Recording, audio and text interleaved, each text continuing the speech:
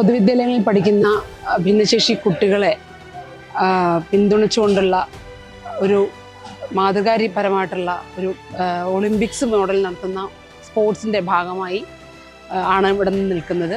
ഇന്ന് ധാരാളം കുട്ടികളെ നമുക്ക് പാലക്കാട് ജില്ലയെ സംബന്ധിച്ചിടത്തോളം ഒരുപാട് 146 കുട്ടികളാണ് ഇവിടെ നിന്ന് പങ്കെടുത്തത്.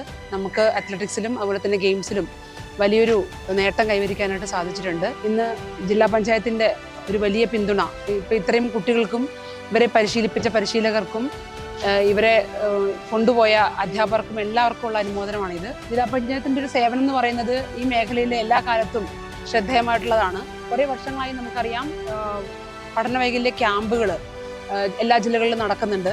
അത്തരമൊരു ക്യാമ്പ് പാലക്കാട് ജില്ലയെ സംബന്ധിച്ചിടത്തോളം വളരെ അപ്രാപ്യമായിരുന്നൊരു കാലത്ത് ജില്ലാ പഞ്ചായത്തിൻ്റെ ശക്തമായ ഒരു ഇടപെടൽ കൊണ്ടാണ് നമുക്ക് അങ്ങനെ ഒരു ക്യാമ്പിലേക്ക് ഇവിടെ എത്തിപ്പെടാൻ കഴിഞ്ഞതും.